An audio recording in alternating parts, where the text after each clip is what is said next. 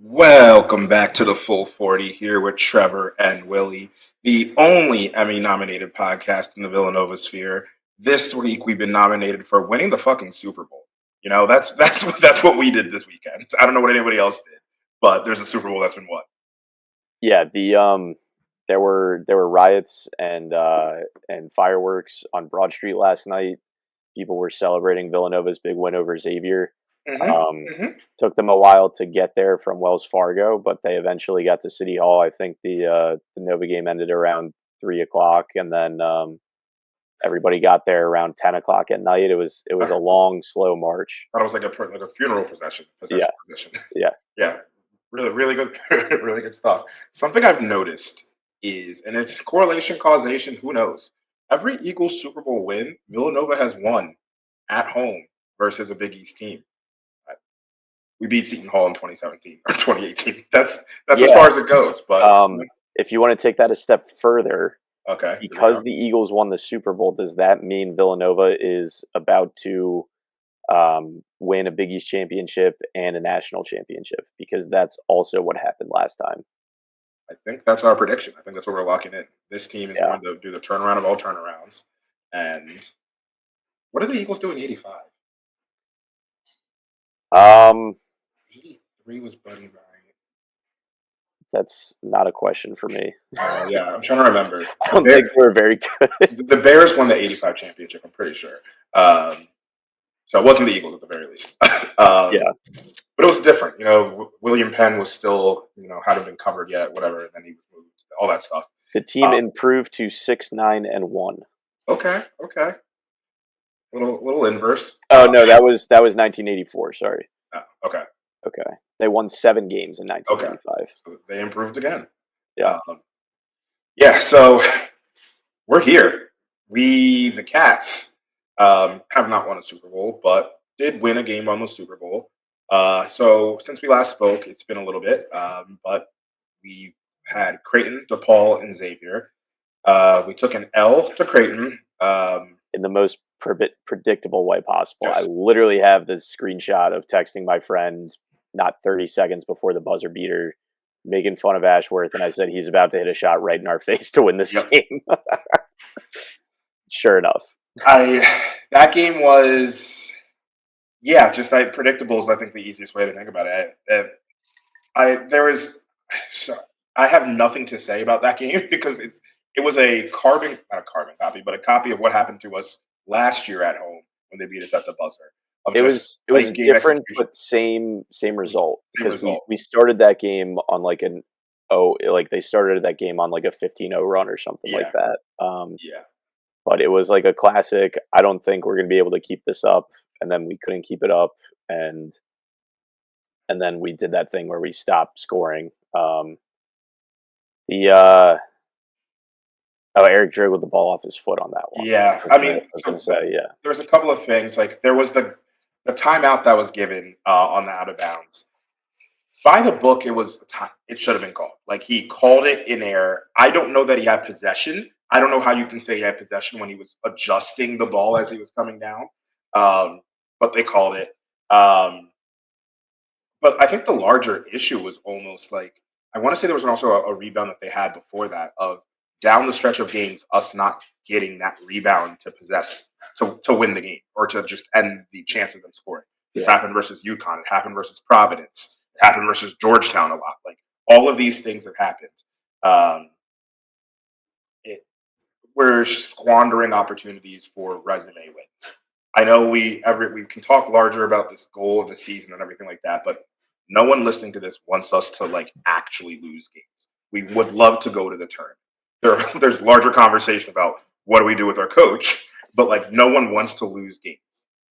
And we have squandered Creighton, off the top of my head, Creighton, Georgetown, first Xavier game. Maryland. we'll go with those 4. But I know there's another one that we've that I'm not thinking of that we left at the buzzer. Let me see what else was close. We almost putzed away Providence. We almost putzed away UConn. It's just it's a common theme. We didn't close the door versus Creighton, and this is the result. While you're looking for that, but then we bounced back. We played DePaul. Is that basically it? St. Joe's ended up being a 6-point loss, but or a 7-point loss, but that game was further apart than the final score indicated. That was like a 40-22 Super Bowl win. That was like really not even that close. So we had the DePaul game, which was awful. Allegedly a game of basketball. Awful. Just awful. Just DePaul was without 3 key rotation players, including their best player, right? In their point guard. Yeah, and we couldn't get out of our own way. It was like we were trying to lose the game. Came out flat, just nothing there. I have nothing to say about that game because of how absolutely abhorrent it was. It was one of those ones I just assumed we were going to win because we are better than DePaul, but at no point was I like actually confident we would win. But I was also confident that DePaul wasn't going to win because I was like, they don't have enough to make this comeback. If they had one of those 3 players, we would have lost, I think. Yeah, completely. And yeah, I mean, some of that is probably the adrenaline boost you get when you're down 3 guys all of a sudden, and everybody else just sort of plays that up a little bit, but nobody was playing up to anything. It was just like bad basketball. It's like you go back after watching like college basketball or NBA for a while, and then you go back and watch it like a high school game or something. And it's like, wait, why aren't these shots automatic? Why, missing layups, missing corner threes, stuff like that. It's just like bad. And it was uninspired. And I was surprised. Like, honestly, I was more convinced we were going to find a way to blow that one than separate and hold on. I know that if we played Alabama or Auburn, we'd probably only lose by like 10 to 15. Like, it wouldn't be insane. Just the way that we play. You know that? Yeah, I know that. The way we play, who we are, like, I feel like it'd probably be like, and it might be like 20, but then we lose by 10 to 15.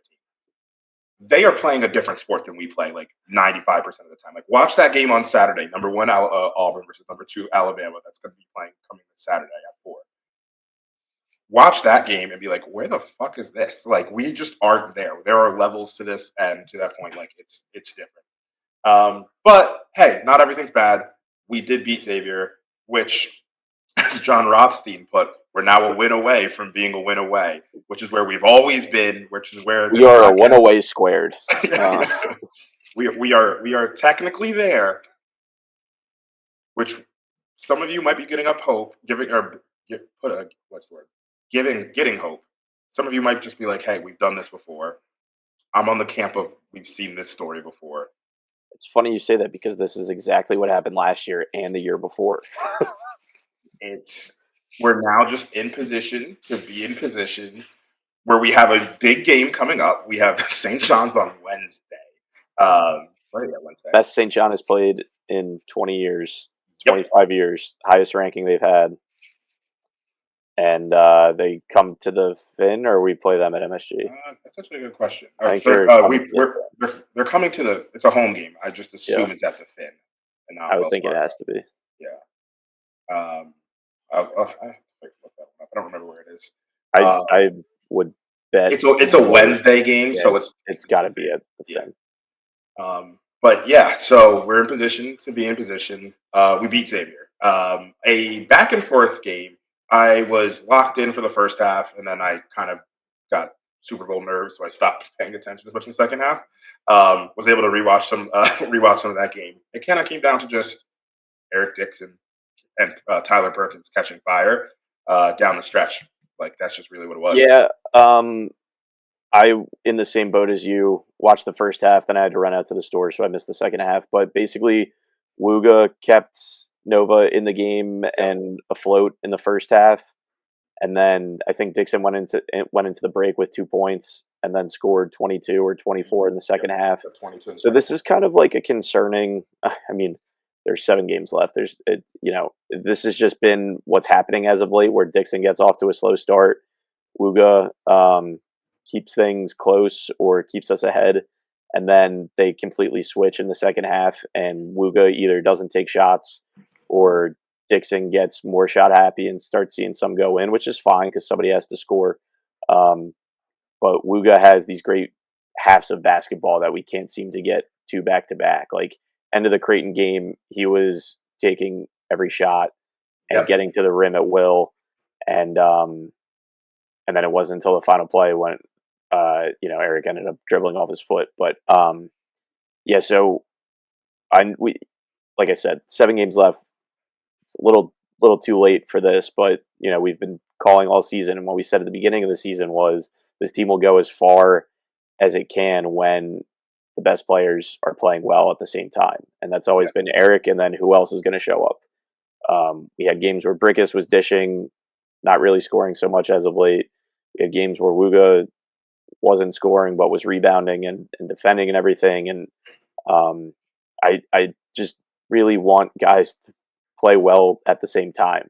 Jordan was on a tear, slowed down. Can we get any consistency? So Dixon's been consistent. These last 3 games have probably been the best 3 games in terms of individual, like 3 players playing well at the same time. Where between Eric, Wooga, and Jordan. Eric, I'm not even going to talk about Eric's numbers. We're going to talk about that a little bit later. Wooga over the last 3 games, not a big sample size, but Wooga's averaging basically 20 points, 6 rebounds, 4 steals, shooting 53, 53, and hasn't missed a free throw.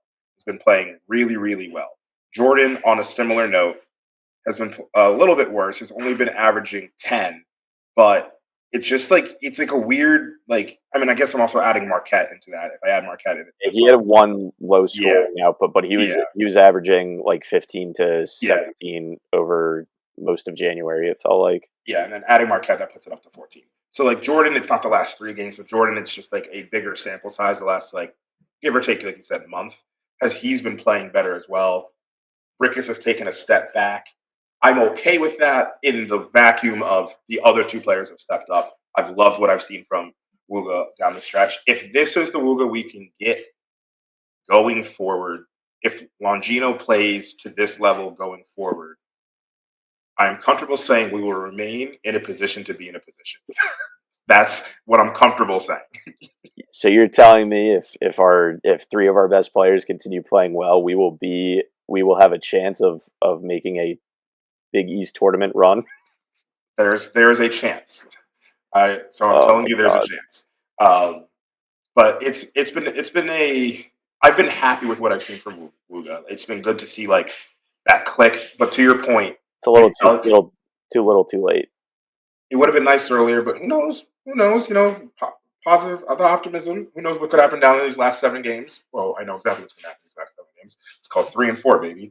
But I think where I struggle with is, to your point, it's been a lot of your turn, my turn, and not fully okay, they are playing off each other very, very well. Actually, from really getting into it, I don't think they play off each other very much at all. It's pretty much ISO, and this is something I'd like to see more of Kyle figuring out. How can you get Wooga and Eric in a ball screen situation, or Wooga feeding Eric more in the post, Eric kicking out to Wooga a little bit more, and it happens. But there's not a lot of 2-man game between the 2 of them that is super successful. If I had my synergy, I'd pull it up.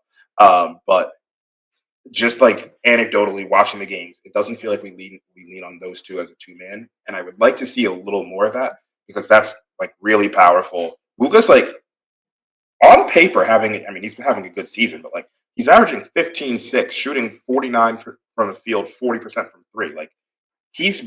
This is a very, very good season. Not just for this is a good season for anybody in basketball. He's having a good statistical season. I would like us to. I want to make the tournament. That's just what it comes down to. But here's the problem with all of this is that we're 24 games into this, and they haven't found a way to play together. No, you're right. And what are we doing? And I know that opens up another conversation that everybody's been tired of having, and we'll touch on later. But yeah, you need your best players to be able to coexist. I just, yeah. I mean, Brickus and Eric have been fine together, Longino. But it comes down to the offense. Outside of those stretch in December, has been very ISO heavy. ISO, just like, hey, take your man.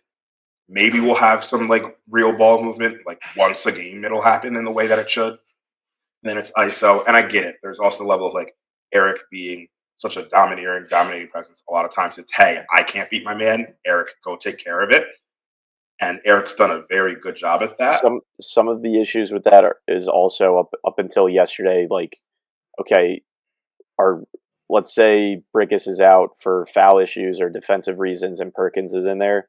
You have two guys that are non-threats in Perkins and Bocce, and the ball just stops. Yeah. Nobody is respecting either of them outside of right underneath the basket, basically. And up until the Xavier game, Perkins was having a historical shooting slump.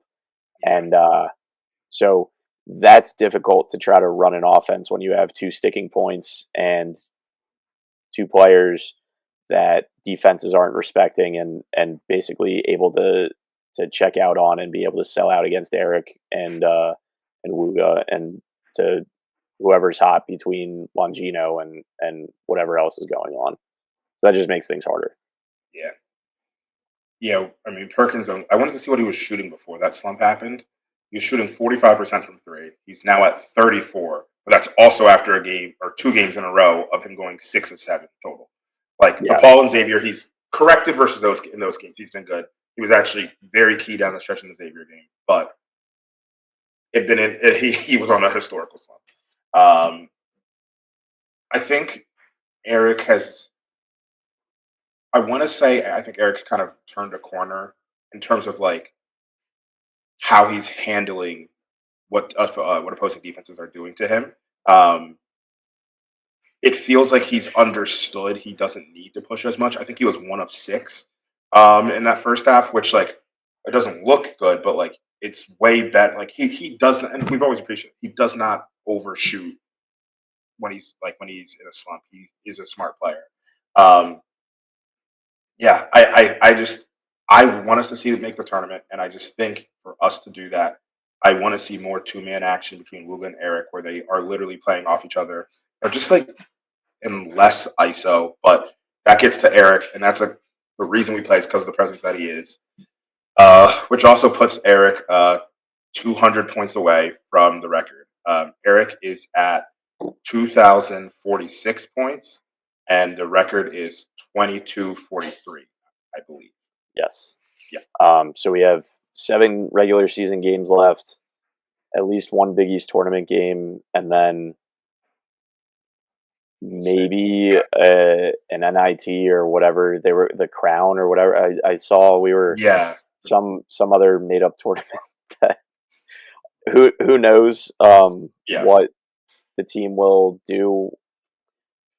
I think they should accept whatever invitation they get, but you know, who knows what that'll end up being.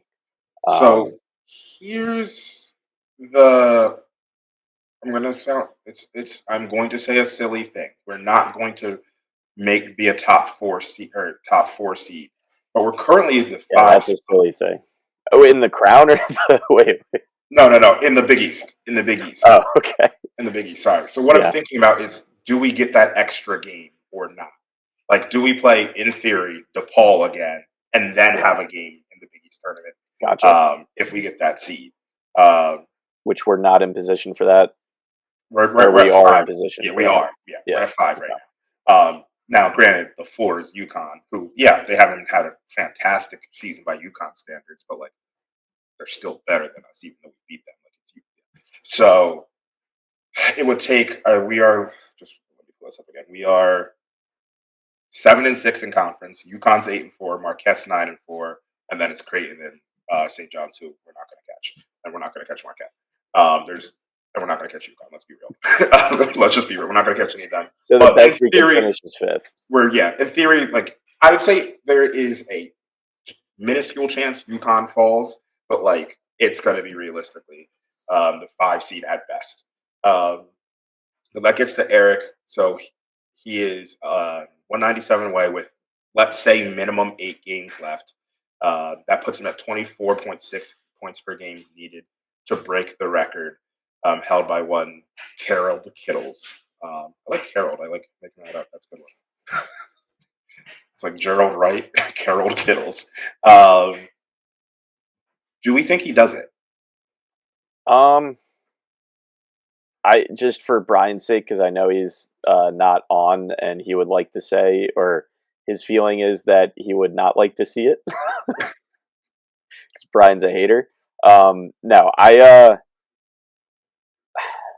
I don't know. The way it basically comes down to what happens on Wednesday, right? Like St. John's could hold him to like 4 points, and then it just becomes that much more insurmountable of a task. But obviously he's capable of averaging 25 over the next however many games. But let's see what happens. Roll the ball out. You got to play the games. It would be cool. It's a great accomplishment, regardless of there's technically a little bit of an asterisk there because he had the extra years of eligibility. But then it's like Kerry Kittles played in more games than Paul Arizin, so it's just like I was going to say you also get to the guys in the 80s didn't have the 3-point line, so I think everything kind of gets washed out eventually. It'll be very cool for if he let's assume he does ultimate program guy, you can say homegrown redshirt to 4 points a game to 8 points a game to 16 or whatever it was, and now he's average nation's leading scorer. Cool story. He missed out kind of by just virtue of kind of college basketball imploding once he started stepping up to the plate, and obviously only having a couple years with Jay, but it'll be a thing to smile about when the season's over, I guess. So he's currently 48 behind Bob Schaefer. We all remember Bob Schaefer playing, had a hell of a set jump shot. And then he's, quick math, 124 behind Keith Herron. And then he's at like 175 behind Scotty Reynolds. So there's even a chance he doesn't catch Scotty.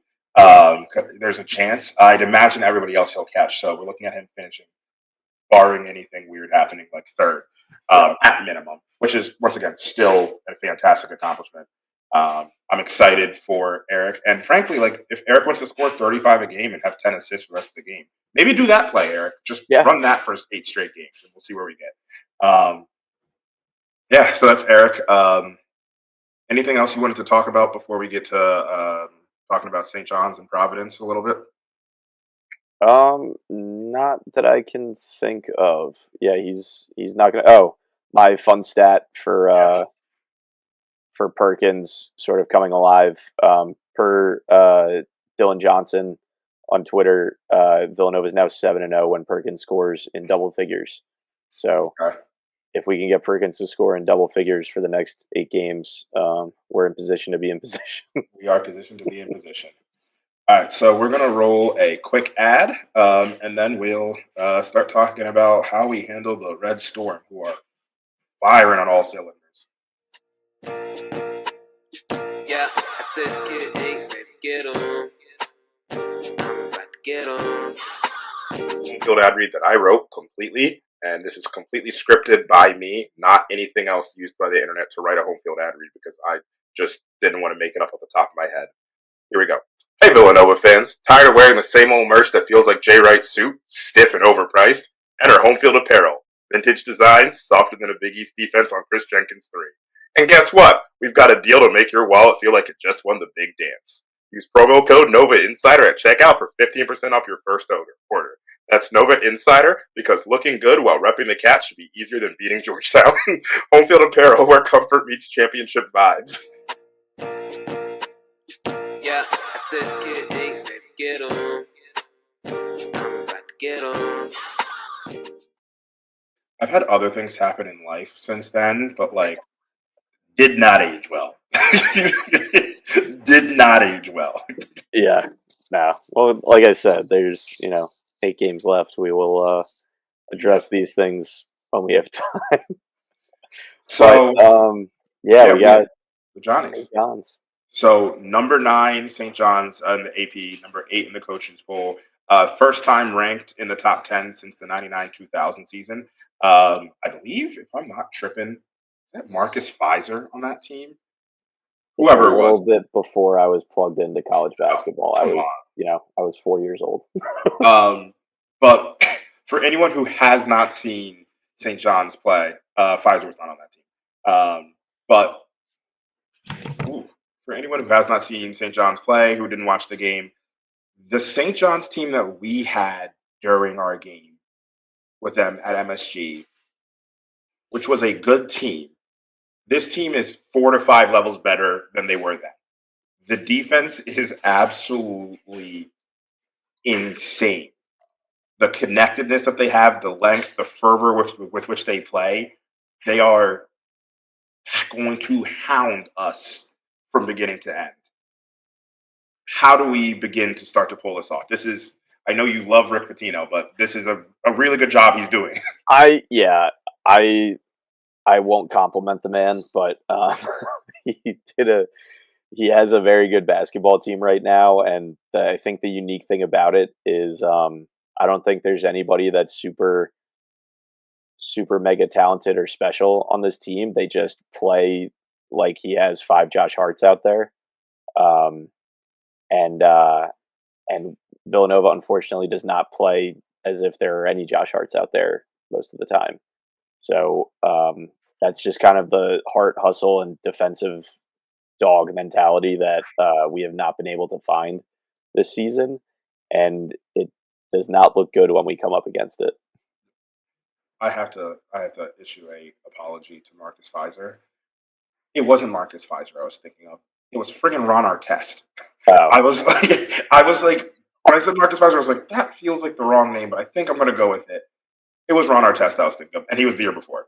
But yeah, I mean, we lost that game because we got out-rebounded. That's what it was. We lost that game. St. John's wanted every single ball more than us. And that's what they've done all season. And that's gone to an extra level.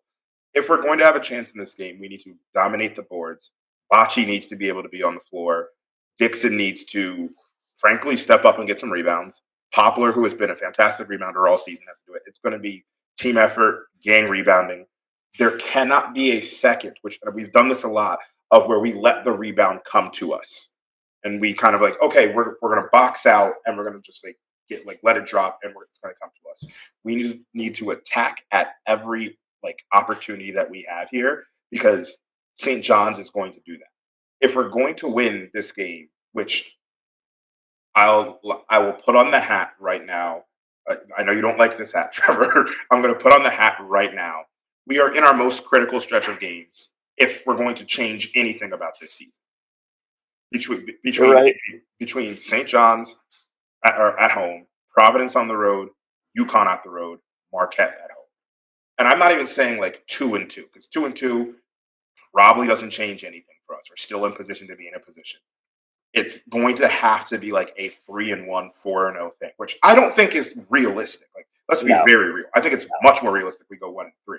But if we're going to do anything, this is the stretch of games on the schedule that we have to do it, because then we finish with Butler, Georgetown, and Seton Hall. Yes. Yeah. And so that's not going to add anything to the Well, that presents its own set of problems, because you lose one of those games, which we're more than likely to do, and you're just totally screwed up any of the work that you did over the next couple weeks, which this team has done years past. Yep. So I'm not going to go as far to say I think we can do it. We've been down this road before, but let's just call it what it is. This is the key. This is the moment for the team to step up. I'll even say another thing. If Kyle Neptune's going to be the coach of this team next year, this is the stretch he has to prove it. Like, this is just what it is. This is the moment is here. This is the game. We have St. John's at home. Students are back. It shouldn't be dead. Well, it's a pavilion, so we'll see. But students are back, and it's going like there's just an opportunity in front of us to get a absolutely monumental and massive win, and we can't let that slip because going into Providence is tough. But we've beaten Providence and Providence. They're also not very good this year, but it's still the dunk. It's still going to be tough. Great. I don't really think Gonna bring the noise. Don't worry. I don't really think there's a shot in hell we beat UConn on the road. It would be the funniest thing of all time. I'm not gonna lie. I don't think I'd ever stop laughing.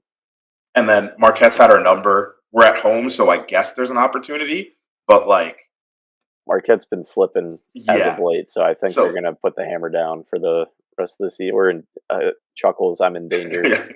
I think my key to this game is which Jordan Dumont shows up. The one that sits on the bench, or the one that I'm just going to make up a stat that he's averaging more rebounds per second than anybody else on the Villanova team.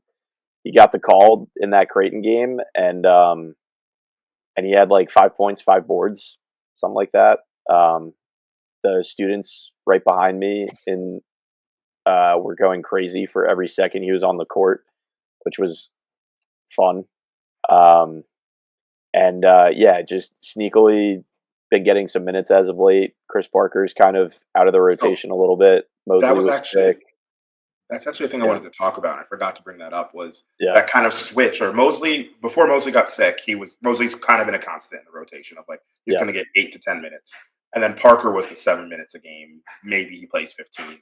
That feels like it switched to Dumont, which is interesting, where we lose a little bit of at least defensive versatility and athleticism. Parker obviously like still had his issues, but Dumont's known as a shooter. He's shot decent when he coming out of college or coming into college. He was known for shooting.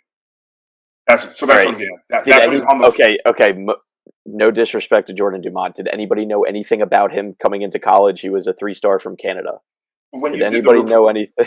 But when you did the scouting, that's what it was. Okay, because he's attempted like 6 shots in his career, I'm pretty sure. And he's made 66%.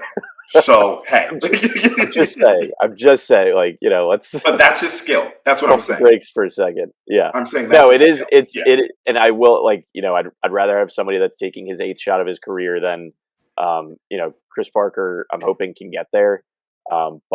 And credit to him for taking open shots when they get to him. Yeah. But it never looks like it's going in at this point from behind the arc, which is tough. Yeah. Like I said, it's tough when you have multiple non-shooters and non-threats out there. But yeah, Dumont, let me load this for a second. I just want the total. Hang on. Oh, how many threes he's made?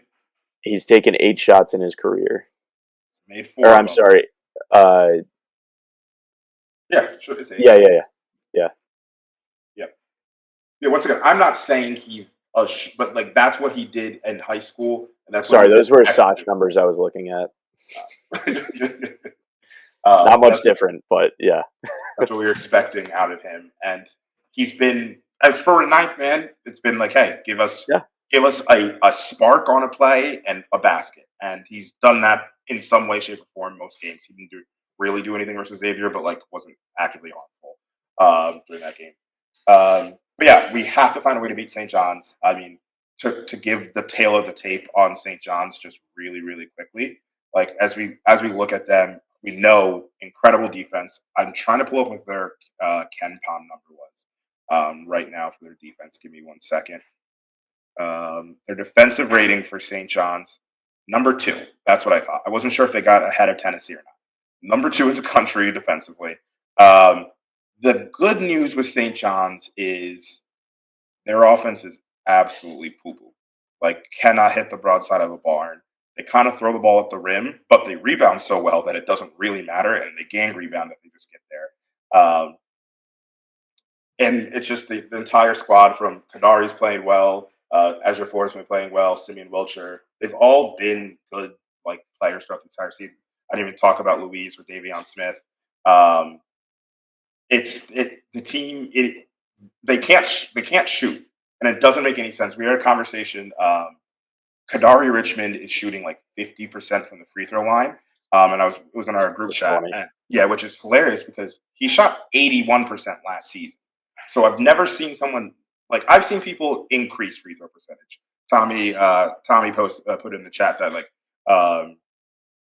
Bachi increased his free throw percentage from 38% last year to 69% this year. So like the same growth. But I've seen it happen going, you've gotten better. I've never seen someone regress 31%.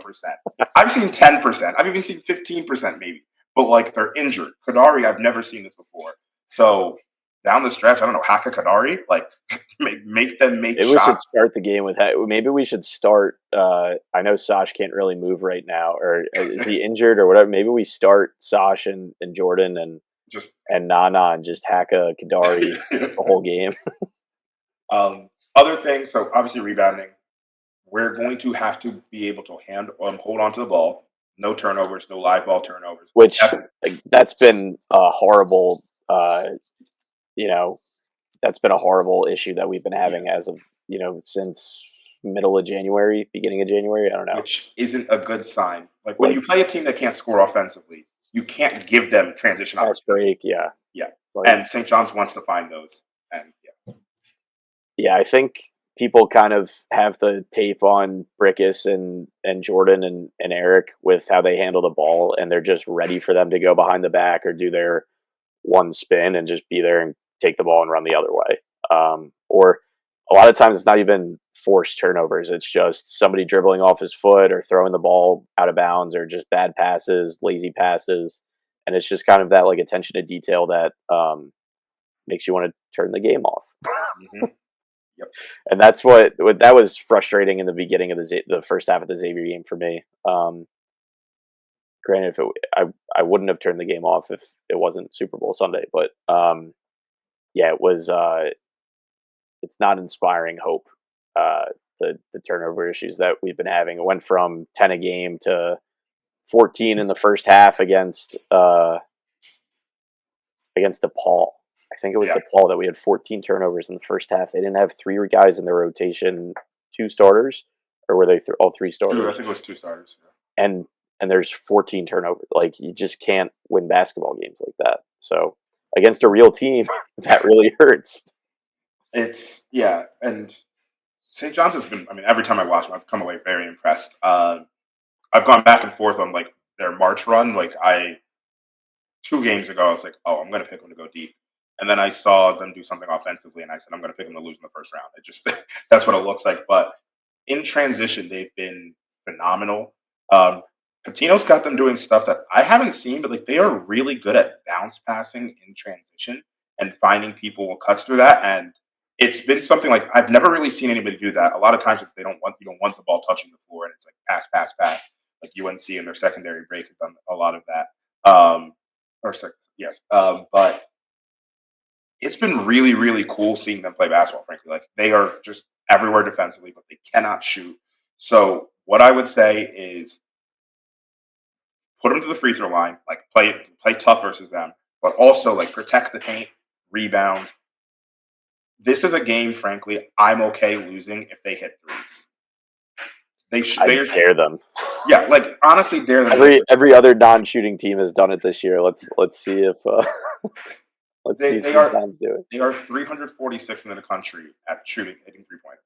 Like quite literally, one of the 10 worst teams at hitting threes. It's okay if you give an open 3 to them. Like it's okay. We don't have to close out incredibly hard. Obviously, if they're all of a sudden hot, then we have to adjust. But like they haven't been hot all season. So St. John's, and then the next game we have is Providence, who's kind of just they're having trouble in paradise there with Kim and Bush still. Yeah, they I keep seeing stuff that they're kind of in the same boat that we are almost. Like I don't think it's as vocal and crazy as some of the things with Kyle have been the No, last couple of years, but I think people are getting pretty tired of Kim English all of a sudden, which is they odd. and I don't know. not that we've done much better, but they have not beat No, a Butler, Seton Hall, or non-Georgetown team, or DePaul. Sorry, they beat DePaul. yeah, So, but they've just come off 3 losses. They lost by 2 to St. John's on the road. Um, they lost by 11 to Creighton, and then 1 to Butler on the road as well. yeah. I can't really figure them out. I know Yeah, they're down. Bryce Hopkins is is not playing is anymore. out. Yeah, I know. I think they're hoping he comes back next year, but who knows? Bryce, just go play one For off. Saturday night at the Amp, you know, Brian and I will be there with friend of the show Andrew and Mike, and we'll see what happens. Looking forward to the Providence hospitality again. But I wish Brian would stop telling people that he and I are going away for Valentine's weekend. Uh, but that's just unfortunate scheduling. I don't know what you're going to do about that. So, yeah, I would hope that Nova can pull. Like, look, it's every game's a must win at this point. Yeah. Just for, if nothing else, for Big East tournament seeding, just because one loss can jumble the 5 through 8 seed or 5 through 9 seeds. I think DePaul and Seton Hall are pretty firmly at the bottom with Georgetown, but everybody else is kind of just up for grabs, it seems, and everything's changing each game night. So need to come away with a win there. If not for anything else, then make my drive home easier. So yeah, we'll see. Yeah. It'd be really funny if Kim English never beat Kyle Neptune in a game. If we think about like what's needed, Providence is essentially run from 3 players: Jaden Pierre, What's that like? Bensley Joseph, and Corey Floyd. Now, that's also kind of taking away from Jabri Abdur-Rahim, who has started to play better. So over the season, he has been pretty inconsistent. His last 4 games, he's played a lot better. He had I think he had 20 something versus St. John's, but he also hadn't played in his last 2 games. So I don't know if he's hurt. I may have missed that. That's the thing. So he's not playing. That's also a huge aspect of this because he's been playing really well down the stretch, but he might be out. I don't know. I don't know if he's coming back to this game. And that's also huge because he's 6'8", a big wing, which I think I've said multiple times on this. That's the best person to guard Eric. If Eric's facing an opposing big, he's going to eat them alive. A larger wing has a chance versus him to make his life more difficult at Providence. While they have bigs with like Christ Secondo and I'm going to butcher this kid's name, but Oswin E. I'm just going to go with that. There's not much there. So it's going to be very interesting. If anybody knows if Jabri's just had a personal thing or out, that'd be feel free to comment in. But that's a huge thing for us to keep an eye on down the stretch for them. But it's a game, frankly, even if we're not trying to You have to win. We have to win. That's just one that we are a better team. We should have had the game as close as it was at home, but couldn't close the door there, and then finally took care of it. So we just have to take care of business time with them. Yeah, not too much else to add to that. Like I said, we'll be there. So if anybody's in Boston or Providence and wants to hang out, we'll be at the game, and we will we'll have a good time in Providence before and after. And during. Come on. And during. No, you know what I meant. We're gonna be at the game for the game, but I meant we're gonna have a good time. I don't know. You want to get to I don't really know. What do we want to do? Awards or should I scramble for a Wildcat of the week?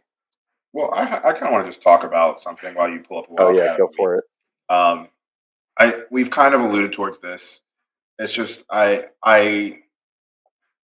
as we look at the rest of the season, and I kind of outlined already, the 4 games that we have are the most important there. As we look ahead, it's these next 4 games. So frankly, define Kyle Neptune's next 2-3 years. If we go 4-0, that puts us in a weird conversation of like, okay, well now they're going to make the tournament? Question mark. And then we have the games that we should win: Butler, DePaul, Seton. Butler, Georgetown, Seton. But also we've already lost to Georgetown, so like who knows where that's going to end up. So the likely thing I would say is 4-0 would be fantastic. 1-3 is what I feel is probably going to happen, where we lose the 3 and we beat Providence. But 3-1 is the number that we need to go to. And we've done this exercise over the last 3 years, but we're always trying to figure out how we can make the tournament. It's 3-1, and then you have to go undefeated. I don't think it's really plausible or possible, frankly. Like just what we've seen. But that's what it is. 6-1 down the stretch puts us no longer. If we're 6-1 down the stretch, we're in position. But like we can't be in position to be in position. We can't just be on the outside looking in. We need to be squarely on the other side of the bubble. 6-1 would probably put us on that side of the bubble with the wins that would come. Doesn't even matter who you lose to in that one, but like with the wins that would come from that, we would be fine. Not likely, but like that's just telling us where we're at. That our backs are against the wall. That realistically, it's 6-1 to like feel comfortable. And then we kind of talked about this, but there's that larger conversation. Okay, so in all intents and purposes, we're likely not going to go 6-1 before we get to the Big East play. It's the conversation that we'll have and we will continue to have in more detail down the stretch. But what happens? How do we begin this process of likely looking for a new head coach, assuming we don't go like 6-1 down the stretch? And we'll talk more about that as it comes. And not trying to put any carts before horses or anything like that. But like, I think we're all aware we want to see more for the program, and we might just have to make that move. And I think we're on everybody's pretty much on the same page. It has to be outside the family, can't be an internal promotion, and for the love of God, it needs to be outside of the Jay Wright coaching tree. Say what you will, he just is not one of these guys that has crazy success with his. He keeps all his secrets to himself, and he doesn't share with anybody else. Yeah, seems to be. So, I don't want to belabor that point. Yeah, we don't have to dive into that. We'll have a full podcast and conversation about if and when anything happens. We will discuss it, but we'll have previews and stuff like that. There's things that we're working on, but that's. We don't know anything either that's worth adding. That it's. I know everything. I know. we're just talking here. We're two guys talking. Anyway, I was able to find a Wildcat of the Week that is somewhat related to the topic at hand. That's kind of a hint, I guess. But I will say my first hint is that he played for Villanova in the I'll go late 60s into the 70s. Late 60s into the 70s. Doesn't narrow it down too much. No, that gives me 40 players. And then also played in the NBA. Larry Hennessy? Is that when he played? No. Well, actually, I don't know if that's when he played, but that's not who I'm talking about. Philadelphia native. And eventual college coach. I figured it was going to be a coach when you said it with the topic at hand. Philadelphia native. Chris Ford? No, Chris Ford was an NBA coach. Chris Ford is mentioned in his Wikipedia, however. Okay.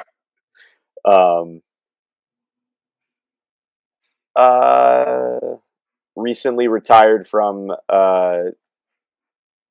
head coaching in 2022. And it was only college that he was head coaching? Yes. One team. When he was a college coach.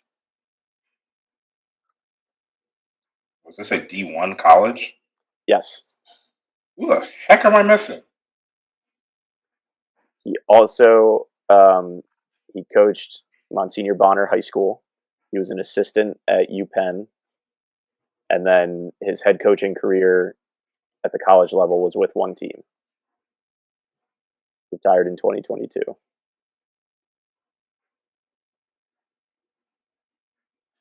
Who is it? Why can't I think of this?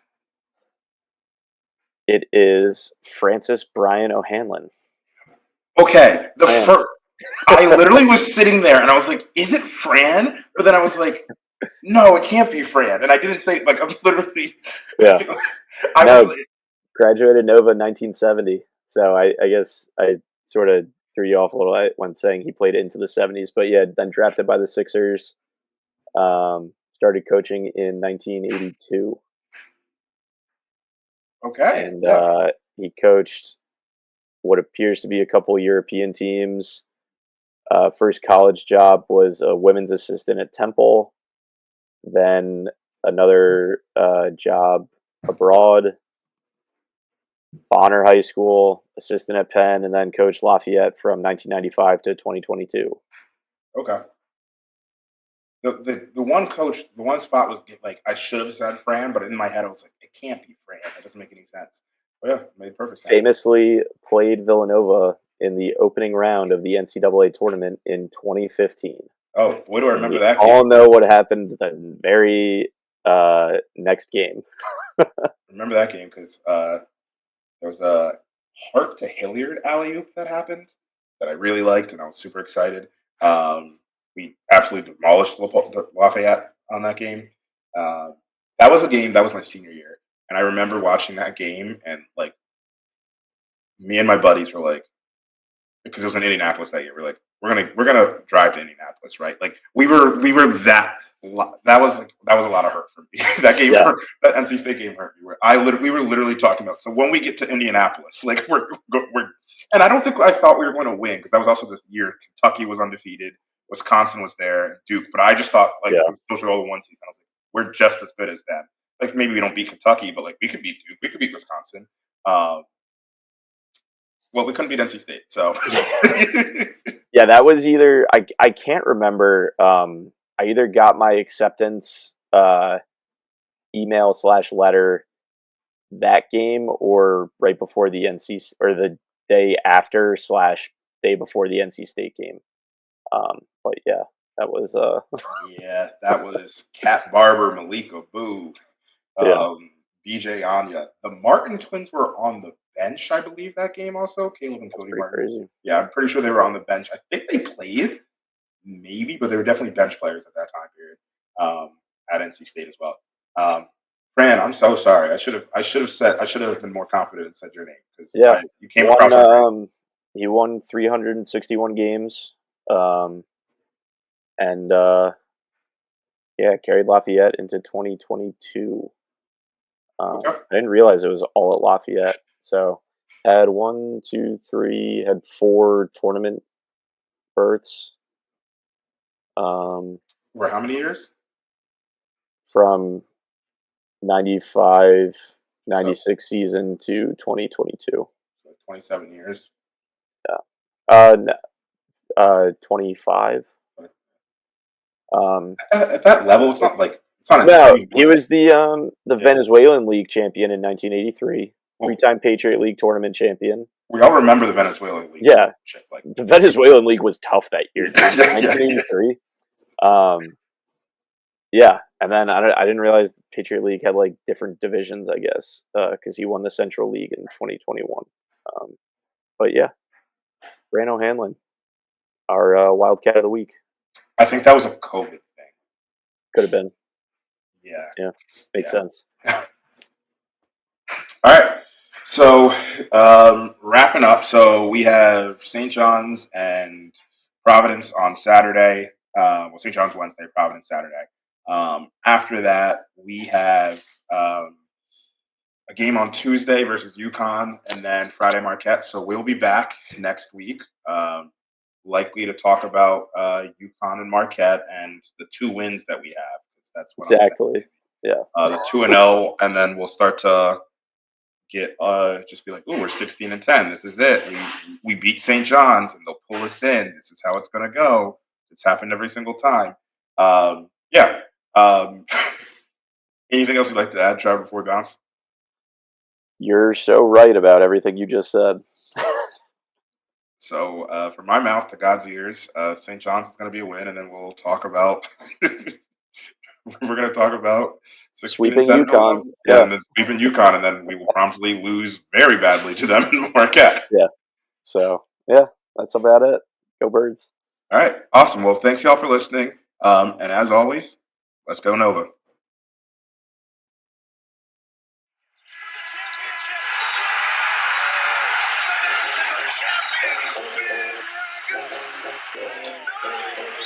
Champions!